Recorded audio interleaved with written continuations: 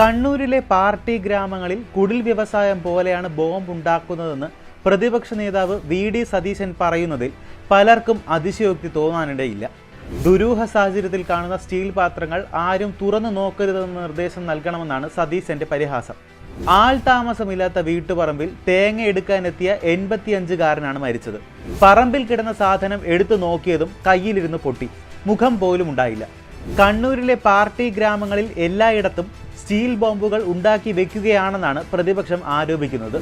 CPM-ന് ചിഹ്നം പോയാൽ AK ബാലൻ പറഞ്ഞതുപോലെ ഈനാമ്പേച്ചിയും മരപ്പെട്ടിയും വേണ്ട, ബോംബ് മതിയെന്നാണ് നിയമസഭയിൽ സണ്ണി ജോസഫ് MLA പരിഹസിച്ചത്. ഭരണപക്ഷ പ്രതിപക്ഷ വാക്പോരും രാഷ്ട്രീയ മുതലെടുപ്പും അവിടെ നിൽക്കട്ടെ.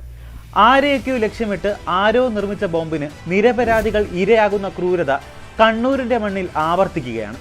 രാഷ്ട്രീയ അക്രമങ്ങളും സംഘർഷങ്ങളും വലിയ തോതിൽ കുറയുമ്പോഴും കണ്ണൂരിന്റെ മണ്ണിൽ ഇപ്പോഴും ബോംബ് സ്ഫോടനങ്ങൾ ഉണ്ടായിക്കൊണ്ടിരിക്കുകയാണ്.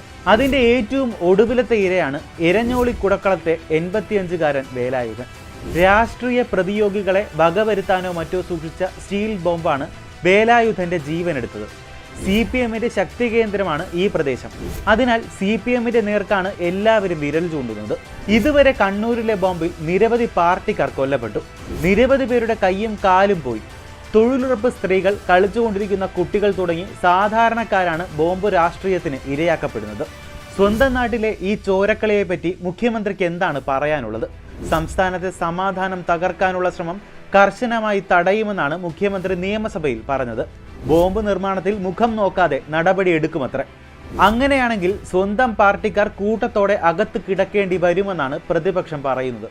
പാർട്ടിയിലെ 2 ഗ്രൂപ്പുകൾ തമ്മിലുള്ള സംഘർഷമാണ് ബോംബ് നിർമ്മാണത്തിന് പിന്നിലെന്നും സ്വന്തം പാർട്ടിക്കാർക്ക് വേണ്ടി ഉണ്ടാക്കിയ ബോംബാണിതെന്നുമാണ് വി.ഡി. സതീശന്റെ ആരോപണം.